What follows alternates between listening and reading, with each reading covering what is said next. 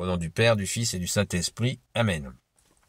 Ô Jésus, toi qui peux tout et qui portes tout, sois béni dans tes anges et dans tes saints. Nous continuons sur la parabole des talents.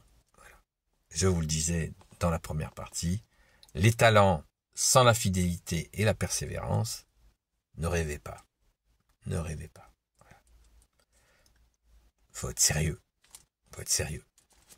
Merci Jésus de nous apprendre à être sérieux. Ça ne veut pas dire que Jésus ne donne des talents qu'à des gens parfaits. J'ai pas dit ça. Nous sommes pécheurs, Jésus le sait. Il nous aide à nous dépasser. Mais Jésus ne donne pas ses talents à des gens parfaits. C'est clair. D'ailleurs, des gens parfaits, ça n'existe pas. Il n'y a que toi, Jésus, qui est parfait. Mais Jésus sait très bien qu'il donne ses talents. Mais il nous faut nous convertir, nous améliorer. Voilà. Prendre la bonne direction. Que tu es Jésus. Amen. Alors, certains... Pourquoi il y en a certains pourraient s'offusquer de dire que Jésus donne 10 talents à quelqu'un? Non, il donne 5 talents à quelqu'un, et un autre 2, et un troisième 1. Pourquoi il ne donne pas l'égalité des talents à tous de base? Mais ça, c'est un délire d'homme, ça, l'égalité. Dieu n'est pas égalitaire et égalitariste, il est justice, c'est pas la même chose. Vous avez quelqu'un qui peut être très heureux avec 2 talents. Et quelqu'un qui peut être très heureux avec 5 talents, puis très heureux avec 10 talents. Il n'y a pas de jugement. Ça, c'est un truc humain, de vouloir niveler. Ouais, c'est un truc de gauche. Un truc d'homme. Ça marche pas. Ça marche pas comme ça. L'égalitarisme, ça marche pas. Jésus veut la justice. Jésus veut pas qu'on se balade tous en Rolls-Royce. Voilà. Personnellement, j'ai rien à foutre d'une Rolls-Royce. Voilà. Ça me serait bien emmerdé avec une Rolls-Royce. Voilà. Donc, c'est la justice. Jésus est la justice. Faut bien le comprendre pour comprendre la question des talents. Voilà. Les gens qui en ont par exemple beaucoup, eh bien, plus ils en ont, plus ils devront en rendre compte.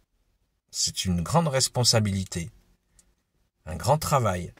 Et Jésus admet parfaitement et voit qu'il y a des gens qui sont capables de moins en faire, mais de le faire aussi très bien. Et c'est ça qui est important.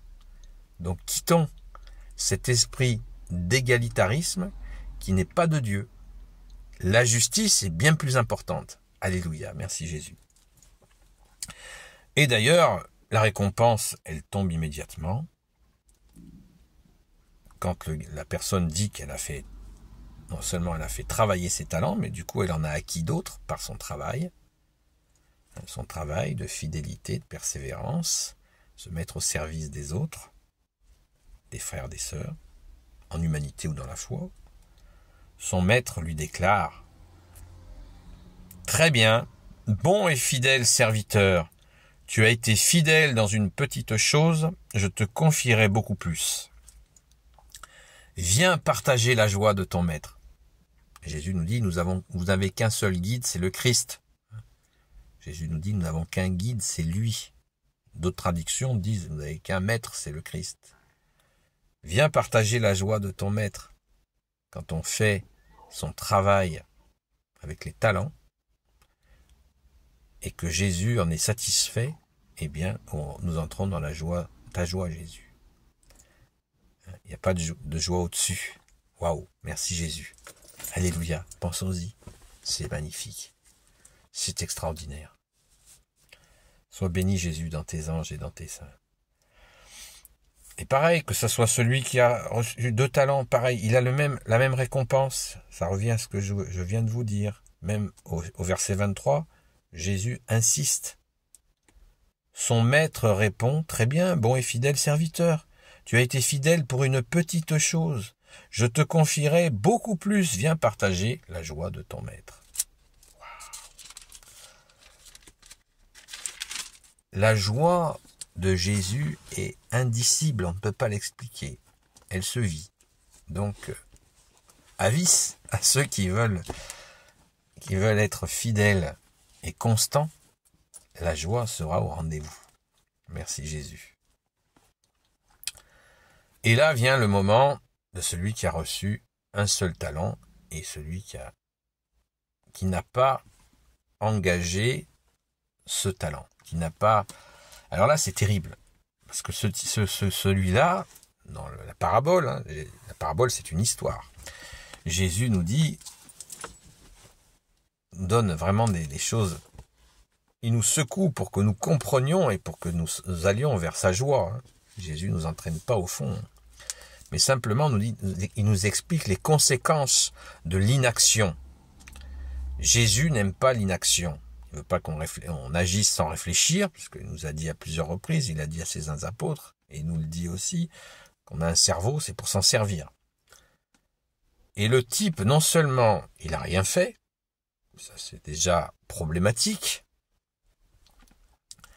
mais en plus, il juge le Seigneur, son maître. Il lui dit, Seigneur, verset 24, celui qui n'a reçu qu'un talent s'avance alors et il dit, Seigneur, je savais que tu es un homme dur.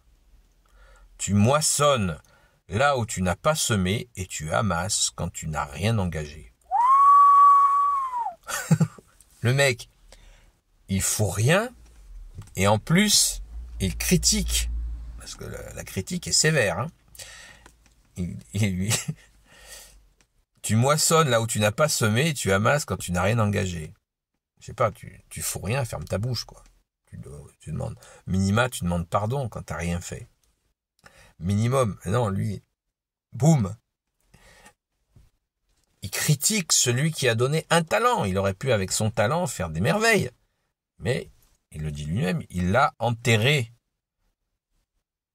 J'ai donc pris peur et je suis allé cacher ton talent dans la terre. Voilà ce qui t'appartient. Il a eu peur de son maître, qui lui avait pourtant donné quelque chose. Ça sent le type qui dit, voilà, le flemmard qui a trouvé une astuce pour s'esquiver, au lieu de demander pardon. Voilà, le maître aurait pu lui dire, bon, bah, écoute, t'as rien foutu, je te pardonne, mais mets-toi au travail. Voilà. Et hop, ça passait. Ça passait crème, comme disent les jeunes. Mais, voilà. Bam! Il critique celui qui lui a donné. Alors là, ça va pas là, ça va pas.